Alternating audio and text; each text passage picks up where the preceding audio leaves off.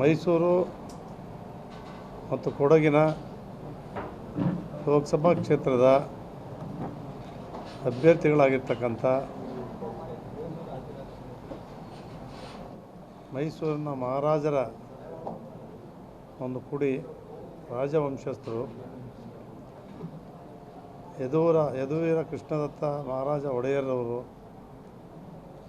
ಇವತ್ತು ನನಗೆ ನೋಡಲೇಬೇಕು ಅಂತೇಳಿ ನೆನ್ನೆ ಪ್ರಯತ್ನ ಮಾಡಿದಾಗ ನಾನಿಲ್ಲ ನಮ್ಮ ನಂದೀಶ್ ಹಂಚಿಯವರು ನಾನು ಫೋನ್ ಮಾಡಿ ಹೇಳಿದರು, ಇಲ್ಲ ಮೈಸೂರು ಬರ್ತೀನಿ, ಅಲ್ಲೇ ಭೇಟಿ ಮಾಡೋಣ ಅಂತ ಹೇಳಿದ್ದೆ. ಇವತ್ತು ಮಧ್ಯಾಹ್ನ ಮಂಡ್ಯದಲ್ಲಿ ಸಭೆ ಇತ್ತು. ನಮ್ಮ ನಾಯಕರಾದಂಥ HD ಕುಮಾರಸ್ವಾಮಿಯವರು, ನಿಖಿಲ್ ಅವರು, ಸಾವಿರಾರು ಜನ ಸೇರಿದ್ದರು. ನಾನು ಅಲ್ಲಿ ಹೋದಾಗ ತಿರುಗಿ ಫೋನ್ ಬಂತು, ಬೆಳಿಗ್ಗೆ ಮನೆಗೆ ಬರ್ತಾರೆ ಅಂಥೇಳಿ ಹಾಕ್ಬಿಟ್ಟಿದ್ರು ನಮ್ಮ ಕೆಲವು ಮೀಡಿಯಾದವರು ಎಲ್ಲ.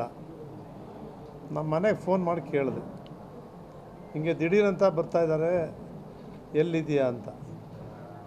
ನೋಡಿ, ಮಹಾರಾಜರು ಮತ ಕೇಳಲಿಕ್ಕೆ ನಮ್ಮನೆ ಕರೆಸ್ಕೊಂಡ್ರು ಅನ್ನೋದು ಬೇಡ, ನೀವು ಅಲ್ಲಿಗೆ ಹೋಗಿ ಭೇಟಿ ಮಾಡಿ. ಮತ್ತು ಅವರೆಲ್ಲ ಪೂಜೆ ಪುರಸ್ಕಾರದಲ್ಲಿ ತುಂಬ ಇದಾಗಿದ್ದಾರೆ. ನಮ್ಮ ತಾಯಿ ಸತ್ತಿದ್ದಾರೆ, ಮನೆಗೆ ಅವರು ಬರೋದು ಬೇಡ, ನೀವು ಅಲ್ಲೇ ನಾವು ಹೋಗೋಣ ಅಂತ ಹೇಳಿದೆ. ಆಯ್ತು, ನಾವು ಅಲ್ಲೇ ಹೋಗೋಣ ಅಂತ ತೀರ್ಮಾನ ಮಾಡಿದೆ.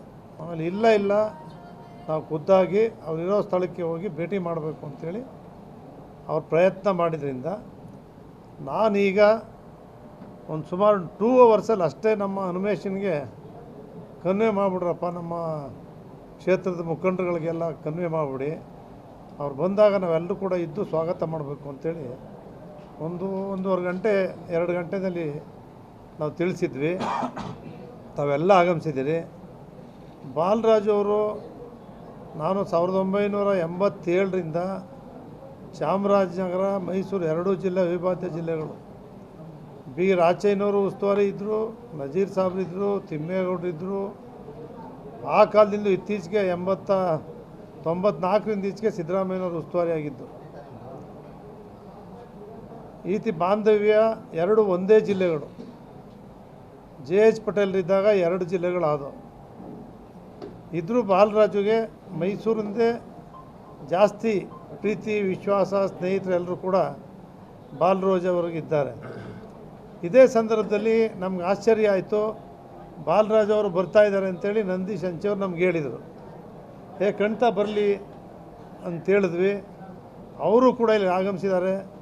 ಅವರು ಈರುವನ್ನು ಕೂಡ ನಿಮ್ಮೆಲ್ಲರ ಒಂದು ಚಪ್ಪಾಳೆ ಮೂಲಕ ನಾನು ಸುಸ್ವಾಗತವನ್ನು ಬಯಸ್ತೇನೆ. ರಾಮದಾಸ್ ಅವರು, ನಾನು ಶಾಸಕರಾಗಿ ನಾವರೆಷ್ಟು ಕೆಲಸ ಮಾಡಿದ್ದಾರೆ, ನಾನೆಷ್ಟು ಕೆಲಸ ಮಾಡಿದ್ದೀನಿ ಅಂತ ಈಗಲೂ ಅಲ್ಲಿ ಹೋದಾಗ ನಾನು ಹೇಳ್ತೀನಿ. ಇದು ಯಾರು ದುಡ್ಡಪ್ಪ ತಂದಿರೋದು? ಬಸವರಾಜ ಬೊಮ್ಮಾಯಿ ಗೌರ್ಮೆಂಟಲ್ಲಿ ರಾಮದಾಸ್ ಅವರು ತಂದಿರೋದು ಅಂತಲೇ ಹೇಳ್ತೀನಿ. ಚಾಮರಾಜ ಕ್ಷೇತ್ರದಲ್ಲೂ ಕೂಡ ಹೇಳ್ತೀನಿ, ಇವತ್ತಿನ ಸರ್ಕಾರ 10 ರೂಪಾಯಿ ಇನ್ನೂ ಕೊಟ್ಟಿಲ್ಲ ಯಾರಿಗೂ. ಈ ಹಣನೂ ಕೂಡ ಬೊಮ್ಮಾಯಿಯವ್ರ ಸರ್ಕಾರದಲ್ಲೇ ಬಿಡುಗಡೆ ಆಗಿದ್ದು ಕೆಲಸಗಳು ನಡೀತಾ ಇದ್ದಾವೆ. ಈ ಸರ್ಕಾರ ಬಂದ ಮೇಲೆ ಯಾವುದೇ ಅಭಿವೃದ್ಧಿಗೆ ಯಾವುದೇ 1 ಲಕ್ಷ ರೂಪಾಯಿ ಕೂಡ ಇವತ್ತಿನವರೆಗೂ ಕೂಡ ಬಿಡುಗಡೆ ಆಗಿಲ್ಲ ಅನ್ನೋದನ್ನು ನೇರವಾಗಿ ಹೇಳ್ತೇನೆ. ಅದೇ ರೀತಿ ಬಾಂಧವ್ಯನ ಬೆಳೆಸ್ಕೊಬಂದೆ. ಅದೇ ರೀತಿ SD ಸೋಮಶೇಖರ್ ಇದ್ದರು, ಸೋಮಣ್ಣ ಇದ್ದರು, ನಾವೆಲ್ಲರೂ ಒಟ್ಟಾಗಿದ್ವಿ. ಕಾಂಗ್ರೆಸ್ ಇನ್ನೇನು ನಾಳೆ ಮೇಯರ್ ಆಗ್ತಿದೆ ಎಂದಾಗ ನಾನು ಅವತ್ತು ರಾತ್ರಿ ಕೂತು ಕರೆದು ಮನೆಗೆ ಎಲ್ಲರೂ ಬೊಮ್ಮಾಯಿಯವ್ರ ಜೊತೆ ಮಾತಾಡಿ ಬೇಳ್ಕರಿರೋದಕ್ಕೆ ಮೇಯರ್ ಉಪಮೇಯರ್ BJP ಅವ್ರನ್ನೇ ಮಾಡಿದ್ವು. ನಾವು ಮೈಸೂರು ನಗರಕ್ಕೆ ಭಾರತೀಯ ಜನತಾ ಪಕ್ಷದವ್ರು ಆಗಬೇಕು ಅಂತ ಪ್ರಯತ್ನ ಮಾಡಿ ನಾವು ಮಾಡಿದ್ವಿ. ಅಶ್ವಥ್ ನಾರಾಯಣರವರು ಉಪಮುಖ್ಯಮಂತ್ರಿಗಳಾಗಿ, ರಾಮನಗರ ಜಿಲ್ಲೆ ಉಸ್ತುವಾರಿ ಸಚಿವರಾಗಿ ಅಪಾರವಾದಂಥ ಸೇವೆಯನ್ನು ಸಲ್ಲಿಸಿದ್ದಾರೆ. ಪಕ್ಷದ ಕಮಿಟ್ಮೆಂಟ್ ಇದೆ. ಮೈಸೂರು ಭಾಗದಲ್ಲಿ ಇವತ್ತು ಉಸ್ತುವಾರಿಯನ್ನು ವಹಿಸ್ಕೊಂಡು ಬಂದಿದ್ದು. ಯಾವುದೇ ಒಂದು ಜವಾಬ್ದಾರಿ ಕೊಟ್ಟರೆ ಅದನ್ನು ಪ್ರಾಮಾಣಿಕವಾಗಿ, ನಿಷ್ಠೆಯಿಂದ, ದಕ್ಷತೆಯಿಂದ ಮಾಡ್ತಕ್ಕಂಥ ಒಬ್ಬ ನಾಯಕರು ಅಶ್ವಥ್ ನಾರಾಯಣರವರೇ ಬಂದಿರತಕ್ಕಂಥದ್ದು ಕೂಡ ನಮ್ಮೆಲ್ಲರ ಒಂದು ಸೌಭಾಗ್ಯ, ನಮ್ಮ ಅಭ್ಯರ್ಥಿಗಳ ಸೌಭಾಗ್ಯ ಅಂಥೇಳಿ ನಾನು ಹೇಳಲಿಕ್ಕೆ ಬಯಸ್ತೇನೆ. ನಮ್ಮಲ್ಲಿ ಎಲ್ಲರೂ ಕೂಡ ಬಂದಿದ್ದೀವಿ. ನಾನು ಒಂದು 25 ಜನ ಸೇರ್ಬೋದು ಮುಖಂಡರುಗಳು ಏನೋ ಅಂತ ಅಂದ್ಕೊಂಡಿದ್ದೆ. ನಮ್ಮಲ್ಲಿ ಹೆಚ್ಚಿನ ಸಂಖ್ಯೆಯಲ್ಲಿ ದಲಿತರು ಮುಖಂಡರುಗಳೇ ಹೆಚ್ಚಿನ ಸಂಖ್ಯೆಯಲ್ಲಿದ್ದೇವೆ. ಮಹಾರಾಜರ ಪರಿವಾರ ನಾಯಕ ಸಮುದಾಯದವರು ಎಲ್ಲರೂ ಬಂದುಬಿಟ್ಟಿದ್ದೀರಿ ಒಟ್ಟೊಟ್ಟಿಗೆ. ರಾಜಪರಿವಾರ ವೀರಶೈವರಿರ್ಬೋದು, ನಮ್ಮ ಒಕ್ಕಲಿಗರಿರ್ಬೋದು, ವಿಶ್ವಕರ್ಮ ಇರ್ಬೋದು, ಪ್ರತಿಯೊಂದು ಸಮಾಜದವರು ಅತ್ಯಂತ ಪ್ರೀತಿಯಿಂದ ನಮ್ಮ ಜಿ ಟಿ ದೇವೇಗೌಡರು ಕೂಗಿದ್ದಾರೆ, ಮಹಾರಾಜರು ಬರ್ತಾಯಿದ್ದಾರೆ ಅನ್ನೋ ಒಂದು ಒಳ್ಳೆಯ ಮನೋಭಾವನೆಯಿಂದ ಏಕ ಮನಸ್ಸಿಂದ ನೀವೆಲ್ಲರೂ ಕೂಡ ಬಂದು ಇಲ್ಲಿ ಸೇರಿದಾಗ ನನಗೆ ಅತ್ಯಂತ ಅಷ್ಟಿಷ್ಟು ಸಂತೋಷ ಆಗಿಲ್ಲ, ಸಾಕಷ್ಟು ಸಂತೋಷ ಆಯಿತು. ನನಗೆ ಹೈಕಮಾಂಡ್ ನಮ್ಗೆ ಕೇಳಿದಾಗ ನಾನು ಹೇಳಿದೆ, ಹೆಂಗೆ ಏನು ಅಂತ ಕೇಳಿದಾಗಲೂ ಕೂಡ ನೀವೇನು ಯೋಚನೆ ಮಾಡಬೇಡಿ, ಮಾಡೋದು ನಮ್ಮ ಜವಾಬ್ದಾರಿ. ಅವ್ರಿಗೆ ಹೇಳಿದೆ ನಾನು, ಪ್ರತಾಪ್ ಸಿಂಹ ಅವರು ಇಲ್ಲಿಗೆ ಲೋಕಸಭಾ ಅಭ್ಯರ್ಥಿ ಆದಾಗ ಒಂದು ಪ್ರೆಸ್ಸಿನ ಕೆಲಸ ಮಾಡಿದ್ದಂಥ, ಮಾಧ್ಯಮದಲ್ಲಿ ಕೆಲಸ ಮಾಡಿದ್ದಂಥ ಒಬ್ಬ ಹುಡುಗ ಪ್ರತಾಪ್ ಸಿಂಹ, ಅವರನ್ನೇ ನಾವಿಲ್ಲಿ ಗೆಲ್ಸಿದ್ದೀವಿ. ಮೊದಲನೇ ಬಾರಿ ₹1 ದುಡ್ಡು ಯಾರೂ ತಗೊಂಡಿಲ್ಲ, ಎಲ್ಲ ನಾವು ಮಾಡ್ತೀವಿ ಅನ್ನೋದನ್ನ ಬ್ರ್ಯಾಂಡ್ ಮಾಡಿದ್ದಾರೆ. ಅದು ರಾಮದಾಸ್ಗೆ ಗೊತ್ತು, ನನಗೇನು ಅವ್ರಿಗೇನು ಅಂತ. ಆದರೂ ಕೂಡ ಒಂದು ನಿಷ್ಠೆ ನಾವು. ಎರಡನೇ ಬಾರಿಗೂ ಕೂಡ ನಿಮ್ಮಲ್ಲಿ ಯಾರು ದುಡ್ಡು ತಗೊಂಡು ಕೆಲಸ ಮಾಡಿದ್ದೀರಾ? MP ದುಡ್ಡು ತಗೊಂಡು ಪ್ರತಾಪ್ ಸಿಂಹ ಯಾರು ದುಡ್ಡು ತಗೊಂಡು ಕೆಲಸ ಮಾಡಿದ್ದೀರಾ? ನಾವು ಯಾರೂ ಕೂಡ ಹಣಕಾಸನ್ನು ಪಡೆಯದೆ ಪ್ರತಾಪ್ ಸಿಂಹ ಅವ್ರನ್ನ 10 ವರ್ಷಗಳ ಕಾಲ ಲೋಕಸಭಾ ಸದಸ್ಯರನ್ನಾಗಿ ಮಾಡಿದ್ದೀವಿ.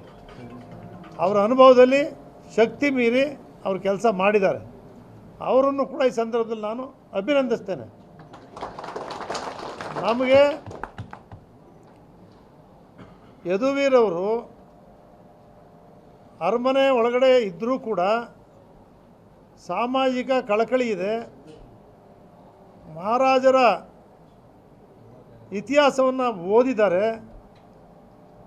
ನಮ್ಮ ಕೃಷ್ಣರಾಜೇಂದ್ರ ಒಡೆಯರವರು ಏನು ಈ ರಾಜ್ಯಕ್ಕೆ, ರಾಷ್ಟ್ರಕ್ಕೆ ಕೊಡುಗೆಯನ್ನು ಕೊಟ್ಟಿದ್ದಾರೋ ಅದೆಲ್ಲ ಅನುಭವವನ್ನು ಪಡ್ಕೊಂಡಿದ್ದಾರೆ. ಮೀಸಲಾತಿಯನ್ನು ಜಾರಿಗೆ ತಂದಂಥವರೇ ಅವರು. ಇವತ್ತು ನಾವೆಲ್ಲರೂ ಕೂಡ ನಾವು ಅಂತೇಳಿ ಹೇಳ್ತಾ ಇದ್ದೀವಿ. ಅವ್ರ ಕೊಡುಗೆ ಈ ಕಾಲಕ್ಕೆ ಮರಿತಕ್ಕಂಥದ್ದಲ್ಲ, ಅಪಾರವಾದಂಥ ಕೊಡುಗೆಯನ್ನು ಕೊಟ್ಟಿದ್ದಾರೆ. ಜಯಚಾಮರಾಜೇಂದ್ರ ಒಡೆಯರವರು ಕೂಡ ಅಷ್ಟೇ. ಅವ್ರು ಯಾವುದನ್ನು ಕೂಡ ಸ್ವಾರ್ಥಕ್ಕಾಗಿ ಬಳಸ್ಕೊಂಡವರಲ್ಲ. ಈ ಜನತೆಗೋಸ್ಕರ, ಜನರ ಕಲ್ಯಾಣಕ್ಕೋಸ್ಕರನೇ ಸೇವೆಯನ್ನು ಮಾಡಿದವರು. ಶ್ರೀಕಂಠದತ್ತ ನರಸಿಂಹರಾಜ ಒಡೆಯರವರು 63-64 ಇರಬೇಕು. ಜಯಚಾಮರಾಜೇಂದ್ರ ಒಡೆಯರವ್ರ ಜೊತೆ ಸಿಂಹಾಸನದ ಮೇಲೆ ಕೂತು ಬಂದ ಕೊನೆಯ ರಾಜ. ಅವರು ಚುನಾವಣೆಗೆ ನಿಂತಾಗ ಹಳ್ಳಿಗಳಲ್ಲಿ ರಂಗೋಲಿಯನ್ನು ಬಿಟ್ಟು ಊರಿಗೆ ಸ್ವಾಗತವನ್ನು ಮಾಡಿದ್ದಾರೆ. ಶ್ರೀಕಂಠದತ್ತ ನರಸಿಂಹರಾಜ ಒಡೆಯರವರನ್ನು ರಂಗೋಲಿಯನ್ನು ಬಿಟ್ಟು ಸ್ವಾಗತವನ್ನು ಮಾಡಿದ್ದಾರೆ. ನಮ್ಮ ಪಾರ್ಟಿನಲ್ಲೂ ಕೂಡ 96ನೇ ಇಸ್ವಿಯಲ್ಲಿ ನನ್ನ ಅವ್ರ ಮೇಲೆ ಅಭ್ಯರ್ಥಿ ಮಾಡಿದರು. ನಾನು 10-11 ಗಂಟೆ ಹೋಗ್ತಿದ್ದೆ, ಅಷ್ಟೊತ್ತಿಗೆ ಆ ಕಡೆಯಿಂದ ಬರೋರು. ನಾನು ಭಕ್ತಿಯಿಂದ ಅವ್ರು ಆ ಕಡೆಯಿಂದ ಬರ್ತಿದ್ರೆ ಈ ಕಡೆಯಿಂದ ಕೈ ಮುಗಿತಾ ಇದೆ ಭಕ್ತಿಯಿಂದ. ನಾನು ಅಭ್ಯರ್ಥಿ, ಅವ್ರು ಎದುರಾಳು ಅನ್ನೋದೇ ಭಾವನೆ ಇರಲಿಲ್ಲ ನನಗೆ. ಅಲ್ಲಿಂದ ಬರ್ತಾಯಿದ್ರೆ ನಾನು ಇಲ್ಲಿಂದ ನಿಂತ್ಕೊಂಡು ಹಿಂಗೆ ಕೈ ಮುಕ್ಕೊಂಡೇ ಹೋಗಿ ಭಕ್ತಿಯಿಂದ ಮನಸಾರ ಕೈ ಮುಕ್ಕೊಂಡು ಹೋಗ್ಬೇಕು. ನಾನು ಸೋತಾಗ ದೇವ್ರು ಒಳ್ಳೇದು ಮಾಡ್ಬಿಟ್ನಲ್ಲಪ್ಪ, ಅವ್ರ ಮುಂದೆ ನಾನು ಏನಾದ್ರು ಒಂದು ಚೂರು ಗೆದ್ದುಬಿಟ್ಟಿದ್ದಿದ್ರೆ ನಾನು ಎಷ್ಟು ಮಾನಸಿಕವಾಗಿ ತೊಂದರೆ ಸಿಕ್ಕತ್ತಿದೆ ಅಂಥೇಳಿ ಗೆದ್ದ ಕೂಡಲೇ ನಾನು ಅಭಿನಂದನೆ ಸಲ್ಲಿಸ್ತೆ. ಅವರೇ ಸೋತ ಅಭ್ಯರ್ಥಿ, ಅವರು ಎದುರಾಳಿಯಾಗಿ ನಿಂತಿದ್ದ ಅಭ್ಯರ್ಥಿ ಶ್ರೀಕಂಠದತ್ತ ನರಸಿಂಹರಾಜ ಒಡೆಯರವರಿಗೆ ಸಂಪೂರ್ಣವಾದಂಥ ಅಭಿನಂದನೆ ಸಲ್ಲಿಸ್ತೀವಿ. ನಾವು ನಿಮ್ಮ ಜೊತೆ ಇರ್ತೀವಿ, ನಿಮ್ಮ ಸೇವೆ ಮಾಡ್ತೀವಿ ಅಂತಲೇ ಹಿಂಗೇ ರೀತಿ ಪ್ರೆಸ್ಗಳೆಲ್ಲ ಮೀಡಿಯಾದಲ್ಲೂ ಕೂಡ ಕೊಟ್ಟೆ. ಅವ್ರು ಗೆದ್ದ ಮೇಲೆ ಈ ರಾಷ್ಟ್ರದಲ್ಲಿ ಒಂದು ಸಹಕಾರ ಭವನ ಮಹಾರಾಜರೇ ಕೊಟ್ಟಿದ್ದು, ಮೈಸೂರಿನ ಚಾಮರಾಜ ಡಬಲ್ ರೋಡಲ್ಲಿ ಇರ್ತಕ್ಕಂಥ ಸಹಕಾರ ಭವನ, ಅದು ಮಹಾರಾಜರ ಕೊಡುಗೆ, ಭಾರತ ದೇಶದಲ್ಲೇ ಪ್ರಥಮ ಸರ್. ಅಲ್ಲಿ ಪಕ್ಕದಲ್ಲಿ ಒಂದು ಕಟ್ಟಬೇಕು ಸರ್ ಅಂತ ಅವ್ರ ಹತ್ರ ಹೋಗಿ ಕೇಳಿದಾಗ ಜಿ ಟಿ ದೇವೇಗೌಡನ ಕೊಡಬೇಡಿ, ಎದುರಾಡೆ ನಿಂತಿದ್ದ, ಅವ್ನು ಬೇರೆ ಪಾರ್ಟಿ ಅಂತ ಬೇಕಾದ ಹೇಳಿದ್ರು. ಬೆಂಗಳೂರು ಪ್ಯಾಲೇಸ್ಗೆ ನಾನು ಬನ್ನಿ ಅಂತ ಕರೆದ್ರು. ಕೂತಿದ್ದು ಮೊಬೈಲ್ಗಳು ಹಿಂಗೆ ಹಿಡ್ಕಿದ್ದ, ಒಂದಿಷ್ಟು ಹಿಂಗೆ ಕೂತಿದ್ರು, ಎಲ್ಲ ಮಾತಾಡ್ತಾ ಗೌಡ್ರೆ ಯಾರ್ಯಾರು ನಿಮಗೆ ತಡಿತಾವ್ರೆ ಅನ್ನೋ ಹೆಸರುಗಳನ್ನ ಹೇಳಿದ್ರು. ಅವರು ನಿಮ್ಗೆ ಎಷ್ಟು ಬೇಕು ಹೇಳಿದ್ರು, 10 ಲಕ್ಷ ಸಾಕು ಸರ್ ಅಂತ ಅಂದೆ. ಕಳಿಸ್ತೀನಿ ಹೋಗಿ ಅಂದರು. 10 ಲಕ್ಷ ರೂಪಾಯಿನೂ ಕೂಡ ಕೊಟ್ಟರು. ಅದೇ ರೀತಿ ಆ ಕುಟುಂಬದ ಜೊತೆ, ಆ ಮಹಾರಾಜರ ವಂಶಸ್ಥರ ಜೊತೆ ನಮಗೆ ಸಂಬಂಧ, ಪ್ರೀತಿ, ಬಾಂಧವ್ಯ. ನಾವು ಯಾವತ್ತೂ ಕೂಡ ಇವ್ರ ಮದುವೆ ಆಯಿತು, ರಿಸೆಪ್ಷನ್ನು ನಮ್ಮ ಹರೀಶ್ ಗೌಡಂದು ಮದುವೆ ಆಗಿತ್ತು.